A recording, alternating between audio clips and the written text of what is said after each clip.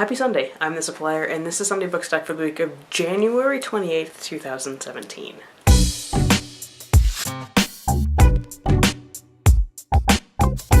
So I thought I'd do a wrap-up instead of telling a story. There's a cat scratching at the door. So I thought I'd do a wrap-up today instead of telling a story because it's the end of January and I'm fairly convinced that I'm not going to read anything else from between now and then. This is Webster. He was scratching at my door because it's closed. And he might bite me in the face. So I read 9 books in January, and I'm really impressed with myself because I read a lot more nonfiction than I usually do. So the nonfiction that I read this month was Invisible Man Got the Whole World Watching by Michael Denzel Smith, which I said was kind of like, makes me want to holler for this generation. I read Strange Fruit, the untold, unsung narratives, untold narratives from Black History, there we go. And I read El Defo by C.C. Bell, which was also pretty cool. 2 of those are graphic nonfiction, and maybe that's just what I need to really get into nonfiction, is graphic nonfiction.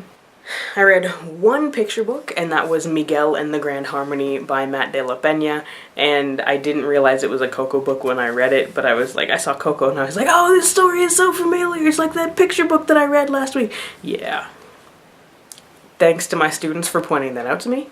And then as far as YA is concerned, I read The Takedown, I read This Mortal Coil, Orphan Island, which was superb, middle grade, Point by Brandy Colbert, I don't know what the cat is doing right now, and finally Thunderhead by Neil Schusterman. And if you haven't started The Arc of a Scythe yet, oh, do you need to do so, because it is fantastic.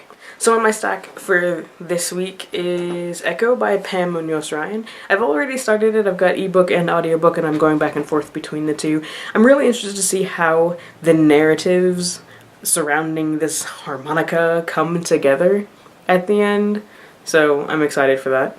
I'm also reading When They Call You a Terrorist, a Black Lives Matter memoir, and I'm probably about halfway through this one. I also have audio for this one. My heart,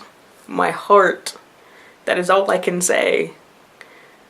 Thank you to the people who told me that I needed to read this, and because I just happened upon a physical copy while I was at the library on Friday.